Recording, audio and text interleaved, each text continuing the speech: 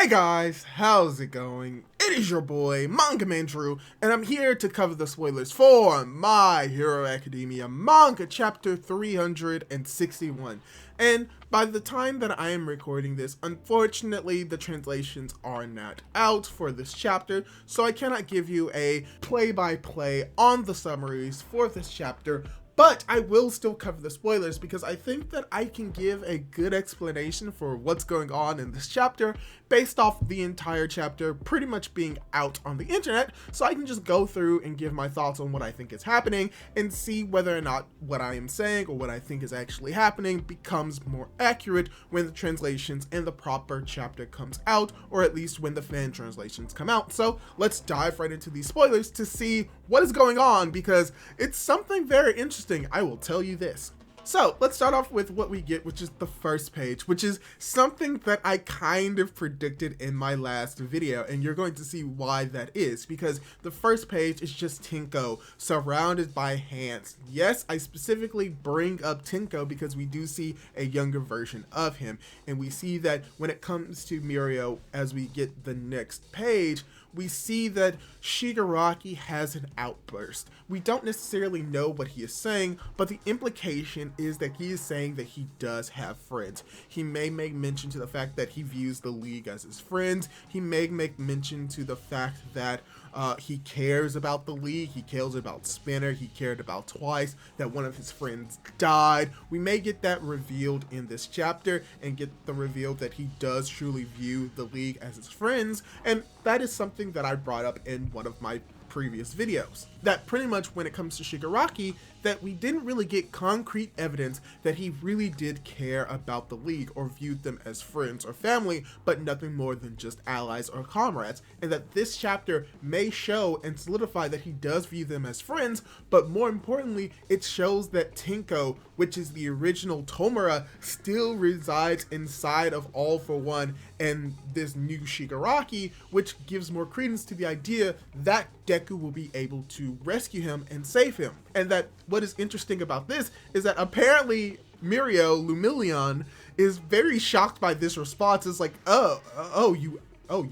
have friends? Oh, I'm sorry. So that's what some of the translations are saying that we have right now that are like very rough translations that are only able to translate certain parts, is saying that Mirio is apologizing for what he has said, and most likely than not, this is going to transfer over to the next page where we see that either Mirio or either Shigaraki is having thoughts about what's going on, and that from what it seems from this one panel, what is happening in Shigaraki's body may be associated or may be a direct cause of Tenko. So this is very interesting, because if it is a direct cause of Tenko, this will give a little bit more credence to the reasoning why Star and Stripes existed in the story, to really give us this idea, or to emphasize the idea that what she did reawakened Tenko in a way, and that without that reawakening, none of this would have happened as it is right now.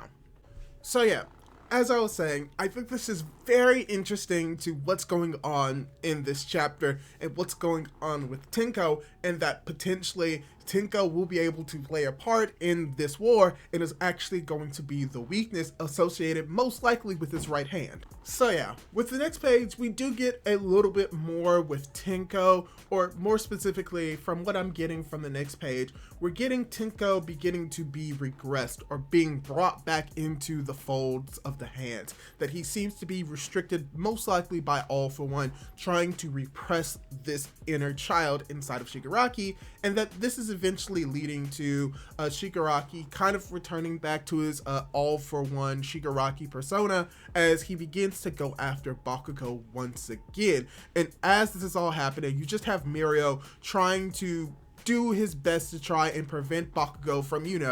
dying, because Bakugou obviously sees that Shigaraki is coming after him. So Mirio is trying to do his best, and unfortunately from what we're seeing with this chapter, there's not much that he can actually do to physically harm or hurt Shigaraki. But then he looks over to Sun Eater he looks over to Tamaki to see if Tamaki can do something about it, as Best Jeanist is trying his best to protect Bakugou as Shigaraki is on his way to attempt to kill him. And as this is happening, the next page has Nejire using another move of hers, most likely Nejire Wave Pike, to try and stab at Shigaraki. And unfortunately, she is not successful in this instance, and it appears as if in the next page after this, she does seem to take some damage. It does cut into her side a little bit, but it doesn't seem to actually like crush her in the slightest, where weirdly enough from here, where we somewhat transition into a flashback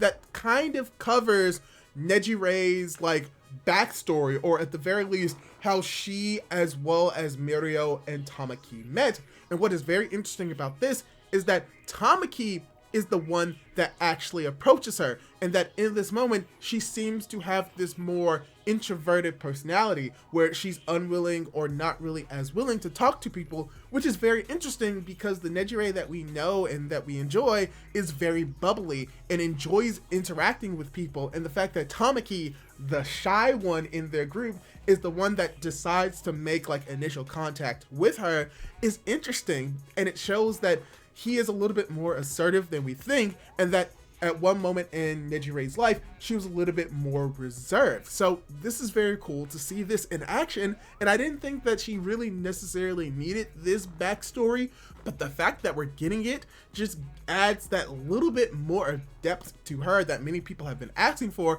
and I really enjoy this, especially with the next page as we see that she is now smiling, and that the reasoning why she is as bubbly as she is because of Tamaki and Mirio. And what is very interesting about this is what happens next, because she apparently sends the pike or sends the attack past Shigaraki, as we're most likely going to be getting a double page spread that shows that she is working alongside Mirio, and that Tamaki is going to be the one that is going to deliver a very massive attack on Shigaraki, as we get a double page spread of Tamaki's body, and that there are going to be like multiple animals that he is making with this attack along with Nejire's wave. Now, some people assume that Nejire actually sent a wave at Tamaki and Tamaki actually ate the wave, which is possible, but I think that from here, the most likely solution, what Nejire did most likely is send the wave to encompass Tamaki's big, huge body, very similarly to what she did against Mirio, wrapping the energy around his arm for his attack. So I think this is going to be a very devastating attack, not only because it's made up